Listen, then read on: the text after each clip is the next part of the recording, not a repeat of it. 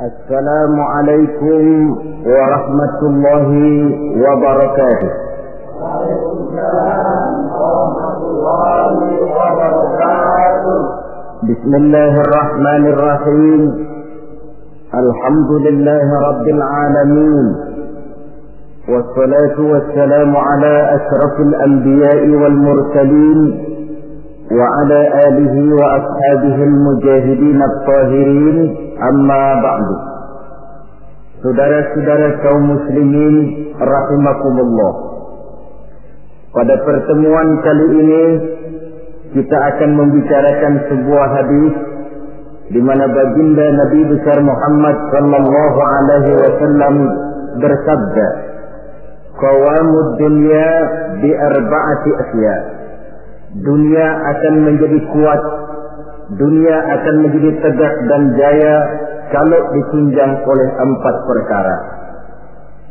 Jadi kalau desa yang kita diami ini ingin menjadi desa yang kuat, jikalau kota yang kita tinggali ini ingin menjadi kota yang kuat, bahkan jikalau negara yang kita cintai ini ingin menjadi negara yang kuat, maka di dalamnya harus ada 4 perkara. 4 pilar-pilar utama yang menunjang tegak dan jayanya suatu negara. Yang pertama, bi'ilmil ulama. Dunia akan menjadi tegak dan jaya kalau ditunjang oleh ilmunya para ulama. Diakui atau tidak, kita berhutang jasa kepada para ulama. Kita belum pernah bertemu dengan baginda Rasul, belum pernah pula mendengar beliau membacakan wahyu. Kalau sekarang sedikit-sedikit kita kenal agama, mengerti halal dan haram, pandai memilah dan memilih antara yang hak dengan yang batil, tahu mana yang pantas dan mana pula yang tercela, kenal Allah adalah Tuhan kita, itu termasuk jasa dan perjuangannya para ulama, yang dengan penuh ketekunan dan keikhlasan dari surau ke surau, dari masjid ke masjid, dari desa yang satu ke desa yang lain di daerah-daerah terpencil, naik bukit turun lembah, kehujanan dan kepanasan, tidak digaji, tidak pula mendapat beras, ikhlas karena panggilan jiwa, seluruhnya tidak lain karena tanggung jawab kepada umat. Maka ulama adalah penerus risalah. Lebih dari sekedar penerus risalah, ulama adalah pewaris para nabi. Bersabda Rasulullah sallallahu alaihi wasallam, "Al-ulama'u masabihul ardi wa khulafa'ul anbiya'i wa warasatul anbiya." Riwayat Ibnu Adi dari Imam Ali karramallahu wajhah. Artinya, para ulama adalah lampu yang menerangi bumi ini. Para ulama adalah pengganti para nabi-nabi. Para ulama adalah warisanku, dan para ulama adalah warisan para nabi-nabi. Saudara-saudara muslimin rahimakumullah, alangkah tingginya martabat ini, alangkah luhur dan mulianya jabatan ini. Para ulama adalah pewaris para nabi. Tetapi jabatan yang tinggi, mulia dan luhur ini bukanlah satu jabatan yang tanpa resiko. Karena kalau ulama adalah pewaris para nabi, kita tahu dari sejarah kehidupan para nabi-nabi terdahulu, tidak ada seorang nabi pun yang perjalanannya dalam mengembangkan risalah lurus dan bertabur bunga di kanan kirinya. Mereka menghadapi berbagai macam rintangan, halangan, fitnahan dan sebagainya dalam rangka menegakkan risalah. Maka kalau ulama adalah pewaris para nabi-nabi, mereka juga harus berani dan bisa mewarisi sifat yang dipunyai oleh para nabi-nabi terdahulu dalam mengemban misi risalahnya. Kita tahu dari sejarah misalnya, Nabi Zakaria dibunuh oleh karena tidak mau menghalalkan perkara yang telah diharamkan oleh Allah Subhanahu wa taala ketika dipaksakan oleh rajanya. Nabi Ayub alaihi salam dikucilkan oleh umatnya karena dianggap mengidap penyakit menular. Nabi Yusuf alaihi salam 9 tahun mendekam di dalam penjara karena tidak mau mengikuti bujuk rayu istri seorang pejabat tinggi. Nabi Ibrahim alaihi salam dibakar di tengah kobaran api yang menggunung karena tegak melaksanakan tugas risalahnya. Dan masih banyak lagi kisah-kisah para nabi yang lain yang merupakan cerminan betapa berat tugas mengemban risalah ini. Kalau para ulama adalah ahli waris Nabi, mereka harus berani korban nyawa seperti halnya Nabi Zakaria. Mereka harus siap dikucilkan oleh umatnya seperti halnya Nabi Ayub. Mereka harus siap mendekam dalam penjara seperti Nabi Yusuf. Dan kalau perlu, mereka harus siap dibakar untuk tegaknya suatu risalah seperti halnya Nabi Allah Ibrahim alaihi salam. Jangan cuma sekedar bangga dengan gelar pewaris para nabi, tetapi akhlak dan perjuangan, tuntunan dan perbuatan malah bertentangan dengan apa yang dicontohkan oleh para nabi. Ini namanya ahli waris gadungan. Atau cuma sekedar ngaku saja sebagai ahli waris, tetapi sama sekali tidak menjaga apa yang telah diwariskan oleh para anbiya tadi. Saudara-saudara kaum muslimin rahimakumullah, pindah dari contoh dari kehidupan para nabi, kita bisa juga mengambil contoh dari kehidupan para ulama-ulama terdahulu. Beberapa yang bisa kita angkat ke permukaan, misalnya sejarah kehidupan dari ulama yang saleh dan zuhud, Sa'id bin Zubair. Ketika ia ditangkap oleh Hajjaj bin Yusuf yang menjadi gubernur di Irak ketika itu, Sa'id bin Zubair ini dituduh sebagai orang yang anti kepada dinasti Umayyah. Maka dia pun disidang oleh Raja Gubernur Hajjaj bin Yusuf ini.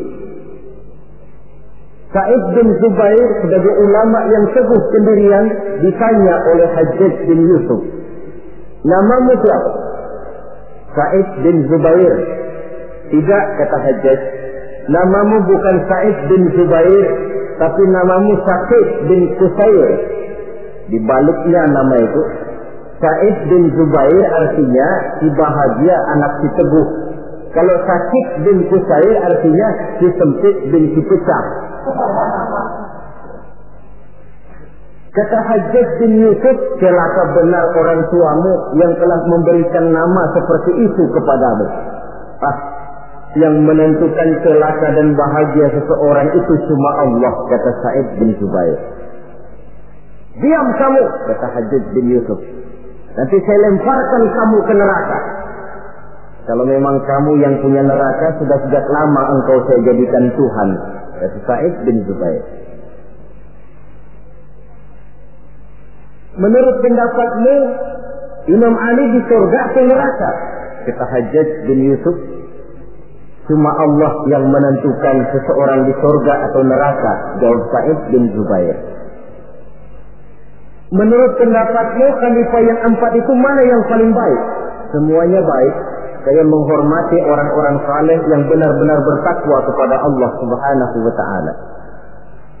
Merasa dengan cara kasar, Hajjaj bin Yusuf tidak sanggup mengubah prinsip dan pendirian Sa'id bin Zubair, dirubahnya dengan cara yang halus. Ditawarkannya lah emas, intan dan berlian untuk Sa'id bin Zubair. Apa jawaban Sa'id? Hai Hajjaj bin Yusuf, apakah harta benda yang engkau berikan kepada saya, emas, intan, berlian yang banyak ini, akan bisa menolak kesengsaraan akhirat? Apa artinya gelimangan materi ini kalau saya harus masuk ke dalam neraka? Kata Hajjaj, tidakkah kau mau minta ampun kepada saya? Lebih baik saya mohon ampun kepada Allah. Baik, kalau memang itu pilihanmu, kamu terpaksa saya bunuh. Dibunuh pun keyakinannya tidak bergoyah. Ini contoh dari generasi terdahulu, seorang ulama yang saleh dan zuhud bernama Sa'id bin Zubair. Demikian juga Imam Malik, seorang imam mazhab, pada suatu saat beliau memberikan fatwa bahwa tolak dari seorang suami terhadap istrinya dalam keadaan dipaksa, maka tolaknya itu tidak sah. Begitu juga sumpahnya orang yang terpaksa, sumpahnya pun tidak sah. Yang jadi gubernur di kota Madinah pada waktu itu ialah Ja'far bin Sulaiman Al-Hashimi. Dia tidak senang kepada fatwa ini.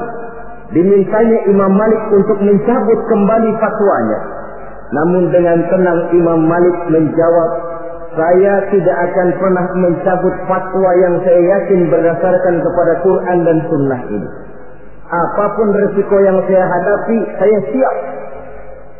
Malah fatwa itu beliau sebarluaskan, akibatnya Imam Malik ditangkap.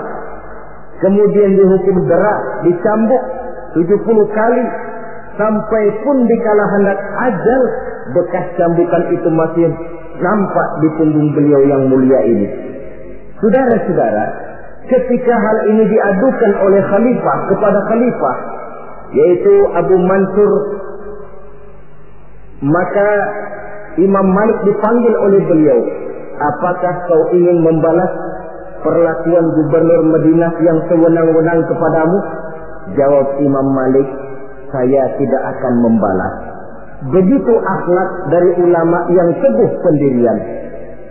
Demikian juga Imam Ahmad bin Hanbal, yang karena teguh mempertahankan fatwa, prinsip dan pendiriannya, beliau mendekam dalam penjara bahkan sampai melampaui 3 masa kekhalifahan, sejak Al-Ma'mun, Al-Mu'tasim sampai Khalifah Al-Wasiq. Ada satu contoh lagi, Imam Nawawi rahimahullah. Beliau tinggal di negeri Syam yang diperintah oleh Raja Zahir Baibars. Satu saat negeri Syam ini dihantam oleh musim kemarau yang panjang. Rakyat kelaparan, binatang ternak kelaparan, ditambah lagi oleh ancaman dari orang-orang barbar yang sangat mengancam keamanan negara pada waktu itu. Maka satu hari khalifah atau pemimpin Zahir Baibars ini mengumpulkan para ulama untuk meminta persetujuan mereka. Maksud raja ingin mengambil dana dari seluruh rakyat negeri Syam untuk biaya perang mempertahankan negara dari kemungkinan serangan kaum barbar. Sebagian besar para ulama pada waktu itu tertunduk, hanya bisa menyetujui apa yang dikomandokan oleh rajanya ini. Lain dengan Imam Nawawi rahimahullah. Beliau dengan tenang menjawab, Tuan Raja, saya bukan tidak setuju untuk mengambil pajak biaya dari rakyat untuk membiayai perang. Tetapi saya melihat rakyat kita ini sekarang sedang susah dan sengsara. Musim kemarau panjang, binatang ternak mati, rakyat kita sudah cukup susah. Menurut pendapat saya, kata Imam Nawawi, lebih baik tuan-tuan sajalah yang mengeluarkan biaya. Tuan dulu adalah budak dan belum memerdekakan diri tuan. Tuan juga mempunyai budak-budak belian, mempunyai dayang-dayang yang mereka itu berpakaian mewah, bertasakan emas, intan, berlian. Daripada rakyat kecil yang kita peras, Tuan Raja, lebih baik anggota kerajaan saja yang sudah cukup menikmati kekayaan. Rakyat yang sudah kadung sengsara, jangan ditambah lagi kesengsaraannya. Raja tentu melotot. Kata raja, Tuan Imam, tidak pantas Tuan bicara macam itu di majlis ini. Kalau Tuan anggap saya tidak pantas bicara semacam itu, ketahuilah, lebih tidak pantas lagi saya ikut memberikan fatwa untuk memerah rakyat yang memang sudah miskin. Kalau begitu keluar saja kamu dari sini. Baik, keluar Imam Nawawi dari kota Damaskus, pulang kembali ke desa beliau, satu desa kecil bernama Nawa, sehingga beliau disebut Nawawi karena kelahiran kota Nawa itu. Setelah Imam Nawawi kembali ke kota Nawa ini, para ulama-ulama yang tadi kagum dengan pendirian imam yang teguh ini, mereka beramai-ramai datang menghadap raja. Tuan Raja, sebaiknya Imam Nawawi jangan diusir. Sebaiknya minta beliau kembali tinggal ke Damaskus, di Damaskus, karena beliau tempat kami bertanya, beliau tempat kami mengadu, beliau pergi kami merasa kehilangan sekali. Raja yang memang marahnya sudah reda-reda, akhirnya membentuk satu panitia, memanggil kembali Imam Nawawi masuk ke kota Damaskus dengan segala kebesaran akan disambut. Apa jawab Imam Nawawi? Selama Raja Zahir Baibas masih tinggal di kota Damaskus, saya tidak akan pernah masuk ke kota Damaskus. Kalau dia sudah keluar dari sana, saya akan baru masuk ke kota Damaskus. Ini satu contoh dari ulama yang teguh memegang prinsip dan pendirian. Demikian juga halnya nasib yang menimpa Ibnu Taimiyah, yang mendekam dan meninggal dalam penjara. Nasib Abdul Qadir Audah, Sayyid Qutb, Hasan Al-Banna, ada yang meninggal dalam penjara, ada yang gugur di tiang gantungan. Seluruhnya tidak lebih karena membela dan mempertahankan suatu prinsip, keyakinan dan pendirian. Inilah sikap mental dari yang namanya pewaris para anbiya. Jadi jangan cuma tergoda dengan suatu kebesaran tapi tidak mengerti apa makna kebesaran yang kita sandang itu. Saudara-saudara kaum muslimin rahimakumullah. Dengan demikian maka ulama memang ahli waris para nabi. Tetapi di antara para ahli waris ini ada yang teguh dan kuat menjaga warisan, ada yang tidak tahan godaan untuk menjaga warisan. Rasul wafat seolah-olah beliau berkata, "Hai para ulama, aku meninggalkan kamu semua. Aku tidak tinggalkan emas dan berlian. Aku tidak tinggalkan kebun dan pabrik. Aku tinggalkan Islam kepadamu. Engkau adalah ahli warisku. Jagalah Islam ini baik-baik." Tinggallah para ulama yang menjadi ahli waris Nabi. Ada di antara mereka yang teguh menjaga warisan. Walaupun lapar, walaupun haus, walaupun hidup serba miskin, mereka tidak akan pernah menjual warisan. Ulama inilah yang merupakan pewaris yang perlu kita ikuti. Walaupun seperti yang disabdakan Nabi, "Sayati ala ummati zamanun al-qabidu ala dinihi kal-qabid ala jamrah."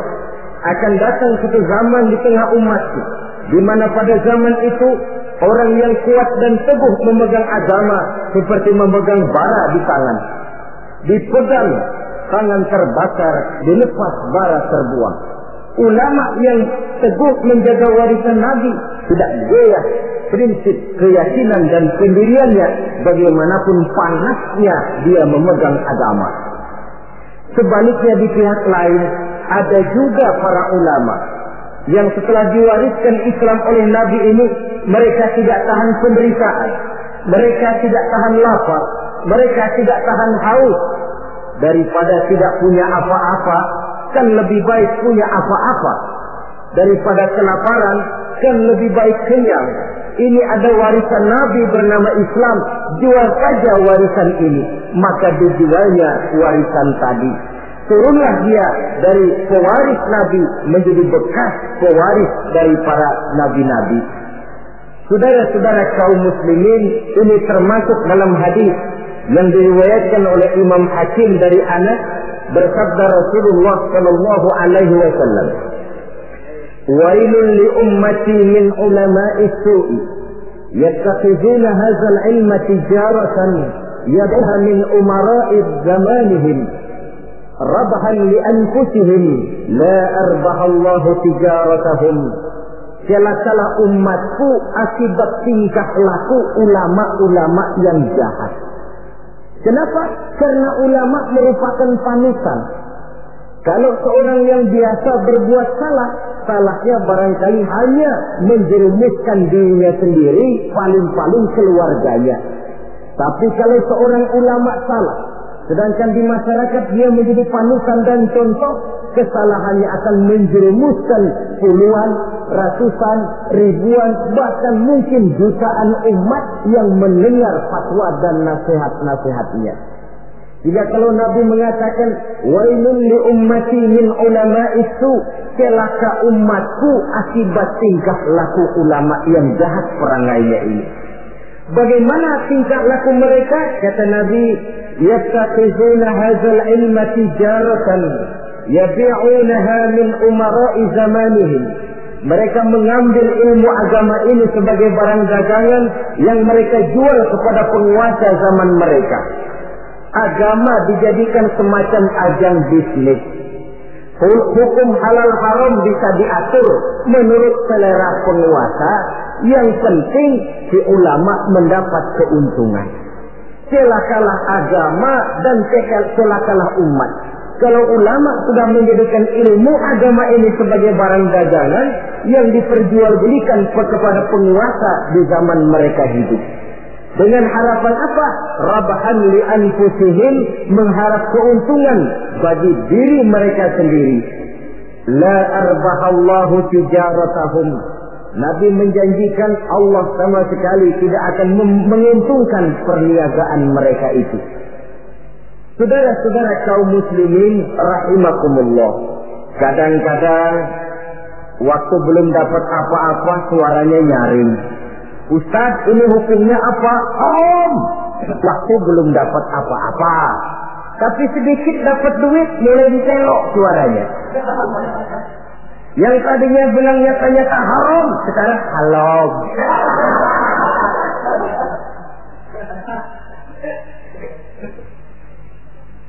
Karena itu dalam Islam, kita ini bukan diperintah untuk berkata keras, tetapi diperintah untuk berkata benar. Qaulan sadida ay qaulan haqqa. Apa bedanya keras dengan benar? Keras belum tentu benar. Tapi untuk menyampaikan kebenaran, kadang-kadang memang perlu sedikit keras. Pak Ustaz, ini hukumnya apa? Alah, sudahlah. 1 juta. Haram dikit dah. Haram dikit. Kalau 2 juta dikasih, bisa jadi halal itu. Itu keras tapi tidak benar. Yang dimaksud ucapan yang benar, ini hukumnya apa Pak? Bagaimana kalau 1 juta? 2 juta juga haram. Sekali haram, selamanya tetap haram. Itu ucapan yang benar, bukan cuma sekedar keras tapi macam kerupuk. Sedikit kehujanan sudah kerpek-kerpek nggak keluar. Saudara-saudara kaum muslimin rahimakumullah. Karena ulama adalah penerus risalah, karena ulama adalah pewaris para nabi, maka kesalahan para ulama mempunyai dampak dan resiko yang sangat besar, sebab kesalahan itu akan diikuti oleh umat. Sehingga benar kalau dikatakan wailun li ummati min ulama'i su, celaka umatku akibat tingkah pola dari ulama-ulama yang jahat ini. Malu kita kalau bercermin dari kepribadian macam ulama Sa'id bin Jubair. Malu kita kalau mencontoh kepada Imam Malik, kepada Imam Ahmad bin Hanbal, kepada Imam Nawawi. Maka membaca sejarahnya Ibnu Taimiyah, Abdul Qadir Audah, Sayyid Qutb, Hasan al-Banna dan para ulama-ulama terdahulu yang mereka menghadapi dinding penjara, mereka menghadapi caci maki dan pengusilan, bahkan mereka menghadapi tiang gantungan karena teguh mempertahankan keyakinan dari agama yang dianutnya ini. Maka kepada adik-adik saya para santri di pondok-pondok pesantren, kepada sahabat-sahabat yang tengah menekuni dan mendalami agama, yang pada waktunya akan menerima estafet meneruskan perjuangan para ulama, siapkan mental bahwa menjadi pewaris para nabi artinya menjadi manusia yang satu saat siap untuk susah, siap untuk melarat, siap berhadapan dengan caci maki umat, siap untuk dikucilkan, siap mendekap di dalam penjara, bahkan siap menghadapi tiang gantungan. Tidak ada hidup yang lebih indah selain karena hidup untuk satu keyakinan. Tidak ada perjuangan yang lebih indah selain perjuangan untuk membela dan mempertahankan satu keyakinan. Dan tidak ada mati yang lebih indah selain mati untuk satu keyakinan. Saudara-saudara kaum muslimin rahimakumullah, saya kembali kepada pokok persoalan. Sebagai pewaris para nabi, memang ini merupakan satu kehormatan yang mulia dan terpuji, tapi bukannya tanpa resiko. Jadilah para pewaris yang teguh memegang warisan dan jangan menjadi ahli waris yang karena berbagai godaan lalu menjual warisan tadi sehingga kita termasuk bukan lagi sebagai ahli waris tetapi sudah bekas dari ahli waris. Pantas kalau Al-Imam Al-Ghazali rahimahullah di dalam Ihya-nya beliau menjelaskan bahwa pada dasarnya ulama itu dua macam. Pertama, oleh beliau dinamakan ulama akhirat.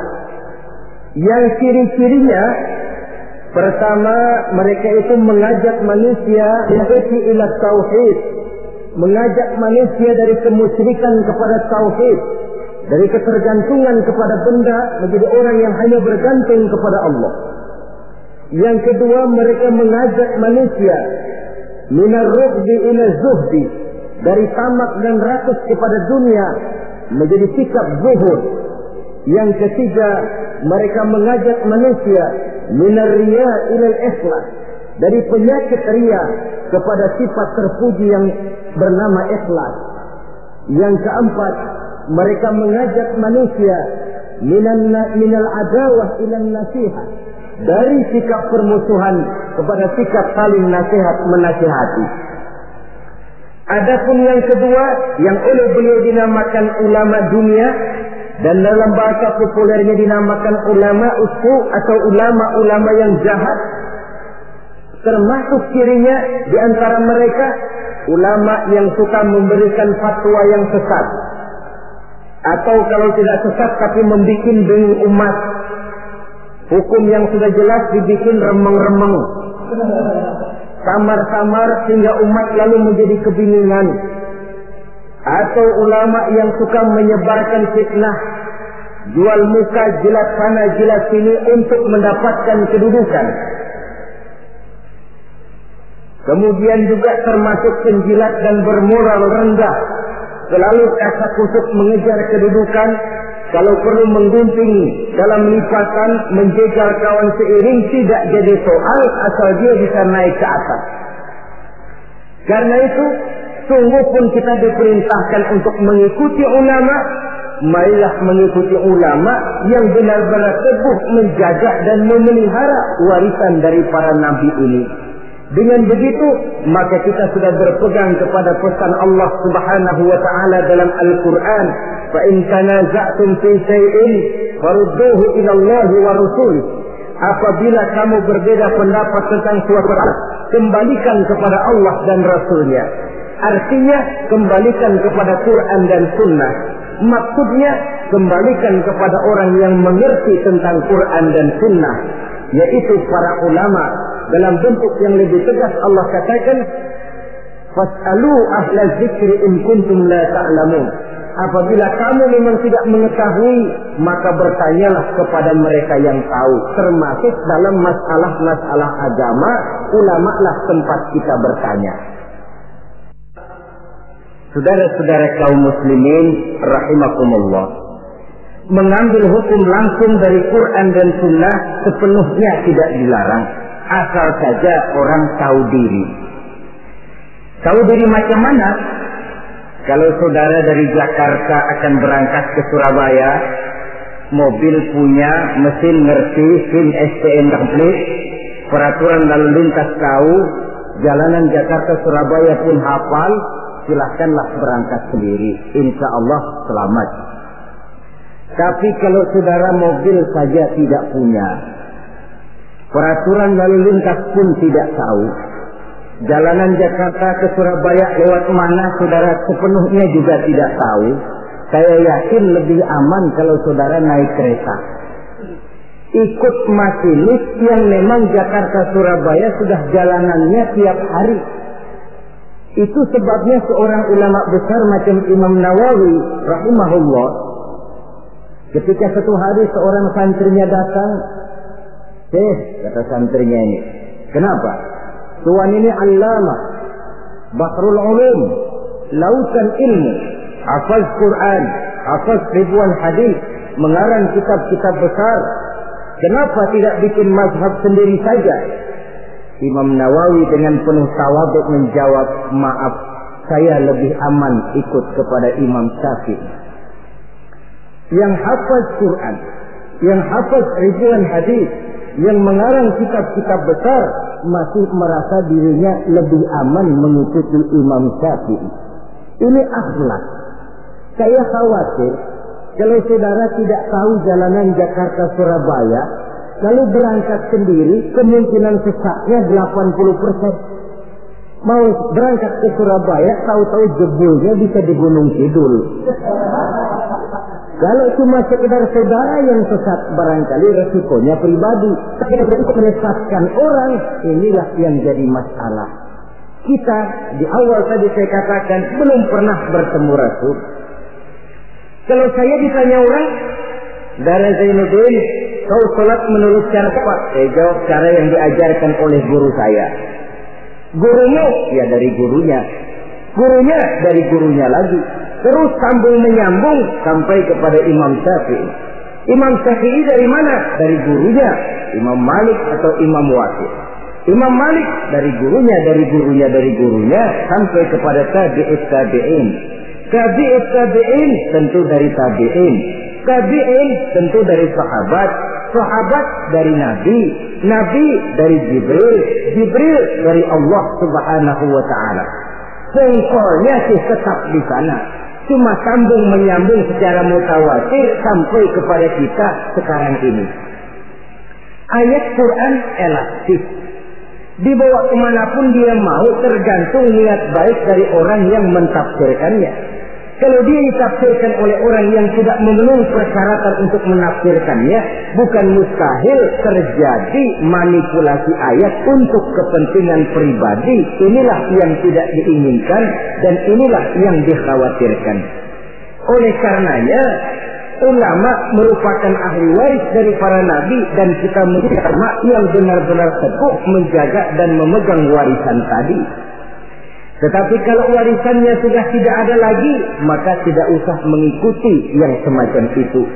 Ini pernah disabdakan oleh Rasulullah Sallallahu Alaihi Wasallam dalam hadis yang diriwayatkan oleh Imam Baihaqi. Beliau bersabda, "Yusifu an ya'ti 'ala an-nasi zamanun la yabqa min al-Islam illa ismuh, wa la yabqa min al-Qur'an illa rasmuh. Masajiduhum 'amiratun wa hiya qarabun min al-huda. Ulama'uhum sarrun man tahta adin as-sama' min 'indihim takhrujul fitan wa fihim ta'udu." Pada satu saat kata Nabi, akan datang di tengah masyarakat manusia, di mana pada zaman itu la yabqa minal Islam illa ismuh. Akan datang satu masa di mana pada masa itu Islam ada, tapi cuma sekedar tinggal namanya saja. Islam ada, tapi cuma tinggal nama saja. Bahasa Jermannya nama doang. Tapi ajaran Islam tidak pernah nyata dalam kehidupan sehari-hari. Nama Islam, perbuatan tidak Islam lagi. Kadang-kadang namanya Muhammad Mukmin, perbuatannya nyolong ayam. Islam ada, tapi cuma sekedar tinggal nama saja. Wala yabqa minal Qur'an illa rasmuh. Quran pun ada, tapi cuma sekedar tulisannya saja. Ada Quran, tapi cuma tulisan. Paling banter di musabaqah kan? Ya masih lumayan lah. Tapi kan yang lebih penting sebenarnya adalah bagaimana mengusahakan musabaqah pengamalan ajaran Quran. Masajiduhum 'amiratun. Masjidnya megah, masjidnya mentereng, masjidnya mewah. Wa hiya qarabun minal huda, tapi kosong dari hidayah. Masjid tidak lebih seperti museum, besar, anggun, tapi sepi, tempat menyimpan benda-benda kuno. Itu nasib masjid di zaman itu, di mana Islam cuma tinggal nama, Quran cuma tinggal tulisan. Masjid besar, tapi ajaran Islam tidak terpancar dari sana. Masjid yang besar nasibnya bak museum saja. Tidak lagi berfungsi seperti masjid di zaman Rasul. Di zaman baginda Rasul, di masjid beliau mengajar umat, di masjid beliau bermusyawarah, Di masjid beliau mengatur negara. Di masjid beliau mengatur strategi perang. Masjid merupakan pusat kegiatan umat. Suatu zaman nanti kata Nabi akan datang di mana masjid ada, besar, megah, dibangun dengan biaya besar, tapi kosong dari hidayah, tidak ada lagi nur ilahi yang terpancar di dalamnya. Na'udzubillah. Di zaman itu ulama'uhum syarrun man tahta adimis sama. Ulama-ulama mereka adalah yang terjahat yang ada di bawah kolong langit ini. Min indihim takhrujul fitanu wa fihim ta'ud. Dari mulut mereka keluar fitnah dan akibatnya kepada mereka juga fitnah itu kembali. Inilah satu zaman yang kita khawatir dan kita berlindung kepada Allah jangan menemui masa semacam itu. Saudara, orang-orang yang anti-Islam sekarang ini, mereka tidak mungkin menghantam Islam dengan mengirim satuan militer. Kita dengan strategi sekali. Caranya bagaimana? Pertama, pisahkan umat dari ulamanya. Kalau itu berhasil, tanamkan keraguan kepada sunnah. Kalau itu pun sukses, mereka masuk kepada tujuan yang paling inti, tanamkan keraguan kepada Quran. Disadari atau tidak, diakui atau tidak, 3 sistematik ini secara bertahap mulai diterapkan orang di tengah kehidupan kita. Mau hancurkan Islam, pertama, pisahkan umat dari ulama. Kalau umat sudah berpisah dari ulama, sama saja istilah yang banyak disampaikan orang, macan sudah dipisah dari hutan. Padahal ulama dengan umat persis hutan dengan macan. Macan tidak bisa pisah dengan hutan, hutan pun tidak bisa ditinggalkan macan. Kenapa? Saudara lihat saja, kalau hutan sudah ditinggalkan oleh macan, maka biasanya hutan yang tidak ada macannya tidak jadi hutan yang serem, disembarangi orang. Datang petani nebang pohon seenaknya. Kenapa kok berani? Hutannya nggak ada macannya. Datang kambing buang najis seenaknya. Kok berani? Hutannya nggak ada macannya. Datang badak nyeruduk seenaknya. Kok berani? Hutan tidak ada macannya. Maka satu desa, satu kampung, satu kota, kalau tidak ada ulamanya, biasanya disembarangi orang. Apa saja mudah masuk ke desa, ke kota, ke kampung yang tidak ada ulama dan tidak ada pengajian di sana. Datang ingkar sunnah masuk. Datang Islam jamaah masuk. Datang Islam sejati masuk. Datang pikiran yang merusak Islam pun masuk. Kenapa? Hutan tidak ada macannya, disembarangi orang. Sebaliknya pun, macan juga kalau sudah tidak tinggal di dalam hutan, biasanya akan jadi tontonan. Macan yang tidak tinggal di hutan, hilang seremnya. Orang nggak takut. Coba lihat di kebun binatang atau di taman safari. Itulah nasib macan yang sudah keluar dari hutan. Jadi tontonan orang. Bahkan anak kecil berani lihat dari dekat, nunjuk lagi. Macan lucu ya. Lucu katanya. Ya Allah. Jadi macan kalau sudah meninggalkan hutan, macan lucu. Ini ulama kiai kalau sudah meninggalkan jamaahnya, meninggalkan pesantren, meninggalkan masjid, meninggalkan umat, kiai lucu. Maka macan harus jaga hutan. Tapi hutan pun harus tahu apa kebutuhan macan. Jangan cuma macan saja disuruh jaga hutan, tapi hutannya pelit, tidak mau memberi makan kepada macan, loyo macannya. Kita cuma mengharap ulama berjuang habis-habisan. Tapi kita sebagai umat ini kadang-kadang cuma memerlukan ulama di waktu dia sehat. Sakitnya kita tidak mau tahu. Kita memerlukan ulama dikala dia segar, penderitaannya kita tutup mata. Bahkan lebih celaka, maaf loh ya, kita lebih menghargai burung beo daripada kiai. Contoh kecil, burung beo bisa ngomong dikit saja. Assalamualaikum, Assalamualaikum, 1 juta dibeli orang. Betul kan? Ngomong pun tidak pakai sedikit. Assalamualaikum, 1 juta dibayar. Kalau kiai yang ngomong Assalamualaikumnya pakai, bahasa Arabnya pakai, baca kitab sehalaman. Allahu Akbar. Kita yang harus menjaga ulama. Jangan ulama dianggap seperti gerakan kayu. Kalau mau dipakai nggak ketemu, sedapur dicariin, ngomel. Gila ini gerakan kemana sih?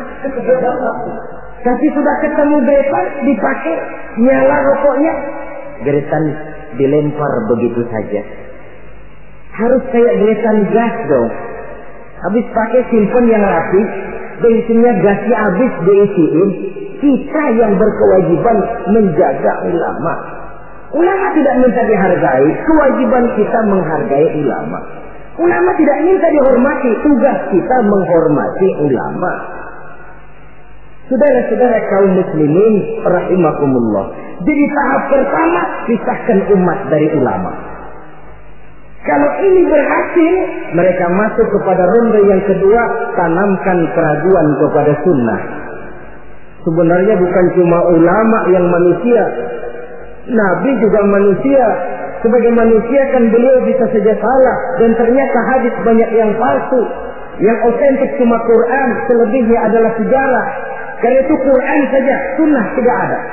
Dan ingkar sunnah ini bukan soal baru. Di akhir Khawarij, masa Khawarij sudah ada orang-orang yang ingkar sunnah. Sama saja dengan orang yang ibu jari, jempolnya ini luka, lalu berpikir daripada jempol luka, lebih baik tangan kita ini dipotong saja, nanti kan jempolnya nggak sakit. Memang jempolnya nggak sakit, kenapa? Sebab nggak punya tangan. Kalau toh hadis memang ada yang palsu, kenapa tidak yang palsu itu saja yang disingkirkan? Kan masih banyak hadis yang sahih, hasan, dan lain sebagainya. Itu perlunya ilmu mustalahul hadis. Saudara-saudara kaum muslimin rahimakumullah. Kalau ini pun berhasil, mereka akan masuk kepada yang paling target utama, menanamkan keraguan kepada Al-Quranul Karim. Ini Quran lahir 14 abad yang lalu dan berhasil menjawab tantangan zaman itu. Ini namanya pola pikir yang kata mereka dialektika historis, berpikir menurut dialeknya sejarah. Sekarang adalah abad neutron, abad Challenger, abad komputer. Masih mampukah Quran yang lahir di zaman onta menjawab tantangan zaman ini? Ditanamkan keraguan kepada sunnah. Mereka cari ayat-ayat, spesialisnya mencari ayat-ayat untuk menghantam kelemahan kita itu sendiri. Saudara-saudara, sistematiknya begitu. Dipisahkan kita dari ulama, ditanamkan keraguan kepada sunnah, dan klimaks paling puncak ditanamkan keraguan kepada Al-Quranul Karim. Nah, masalahnya sekarang tentang kita dan ulama. Orang makin mengakui bahwa ulama sekarang ini sudah merupakan jenis makhluk langka. Bahkan barangkali sudah harus dilindungi dari kepunahan. Kenapa ulama makin langka? Pertama, ulama ini, orang jadi ulama itu bukan dapat SK dari pemerintah atau aparat-aparatnya, tidak. Ulama itu lahir karena legitimasi umat, pengakuan umat. Ilmunya diakui, akhlak, ibadah, dan perjuangannya jadi panutan, umat lalu memberikan gelar kiai, ulama. Oleh karena itu dia dikatakan pemimpin non formal. SK-nya di tangan umat, maka tidak kenal pensiun. Apa pernah saudara dengar ada pensiunan kiai? Loh Pak, dia itu dulunya kiai besar, sekarang sudah pensiun. Kalau yang pejabat mantan itu banyak, mantan camat, mantan gubernur, mantan menteri, tapi mantan ulama, na'udzubillah. Sebab kalau sudah soal mantan, soal bekas, mending bekas maling loh daripada bekas kiai. Sebab apa? Bekas maling ada harapan jadi ustaz. Tapi bekas kiai, jangan-jangan maling itu. SK-nya di tangan umat. Karena itu akar seorang ulama, akar seorang kiai ke bawah, bukan ke atas. Kalau kerjanya cuma menjilat ke atas, ke bawah dilupakan, satu-satu dia tidak akan terpakai. Yang celaka, di atas tidak bergantung, ke bawah tidak berakar. Loyalitas seorang ulama, titik berat perjuangan ulama, ke umat, bukan ke atas. Kalau ke atas targetnya, dia bisa pensiun. Kalau pensiun datang, sedangkan umat sudah kadang mencorengnya, itu namanya ke atas tidak bergantung, ke bawah tidak berakar. Jadilah si ulama eceng gondok. Tahu eceng gondok? Tanaman yang tidak, ya walaupun ada akarnya tapi nyambang. Kemana dia mengalir? Kemana dia bergerak? Ya kemana air mengalir. Air ngalor, air ngidul. Tidak punya satu prinsip yang teguh. Kemana air bergerak, ke sana dia pergi. Itulah sebabnya sulit sekali langkah ulama itu, karena seleksi umat, seleksi sosial ini ketat. Saudara hadirin yang saya hormati, jadi penyebab kelangkaan yang pertama karena ulama itu melalui seleksi sosial. Legitimasinya di tangan umat, SK-nya umat. Maka ulama saya katakan tadi tidak pernah kenal pensiun dan tidak terikat PGPN, peraturan gaji pegawai negeri. Ulama itu terikat oleh PGPT, peraturan gaji pegawai Tuhan. Jam kantornya 24 jam. Kapan umat perlukan, dia mesti berangkat. Di sisi lain, ulama memang seperti benda keramik. Makin tua, makin antik, makin dikejar orang, makin mahal harganya. Tuh, barang-barang keramik peninggalan dinasti Ming. Itu kan ratusan tahun yang lalu. Makin tua, makin dikejar dan diburu orang, makin mahal harganya.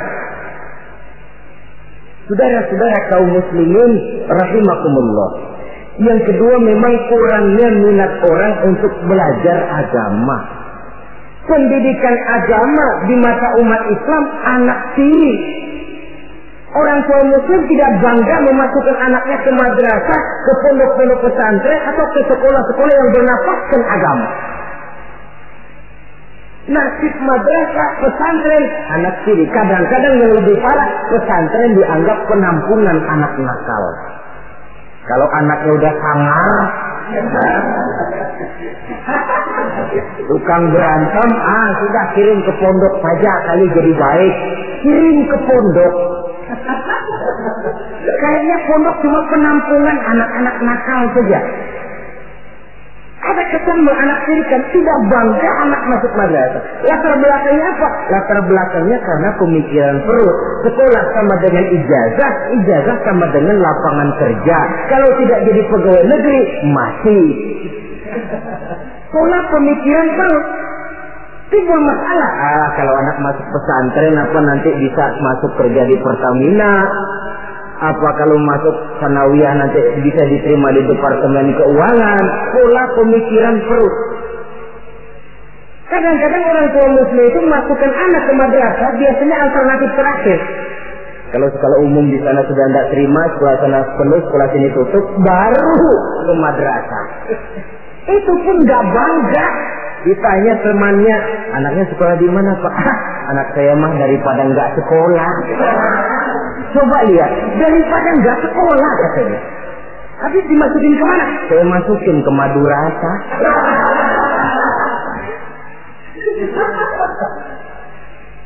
Padahal satu hadis Nabi pernah memberikan gambaran. Inna Allah la yaqbidul ilma intiza'an yantazi'uhu min suduril ibad, walakin yaqbidul ilma biqabdil ulama. Allah Subhanahu wa ta'ala menarik ilmu pengetahuan tidak dengan mencabutnya dari hati seorang hamba, tapi Allah menarik ilmu pengetahuan dengan jalan mewafatkan ulama. Dan kenyataan mengajarkan kalau lurah mati, hari ini dia mati, besok naik gantinya. Camat meninggal, lusa dilantik gantinya. Jenderal wafat, minggu depan naik gantinya. Tapi kalau sudah kiai wafat, ulama meninggal, 5, 10, 15, 20 tahun yang akan datang, belum tentu akan muncul gantinya. Saudara-saudara kaum muslimin rahimakumullah. Dua penyebab ini yang menyebabkan langkahnya ulama. Di antara yang langka itu pun lebih langka lagi yang teguh dan kuat memegang warisan. Oleh karenanya kita mempunyai pengharapan yang besar. Apalagi seorang ulama tidak mutlak harus muncul dari pondok pesantren.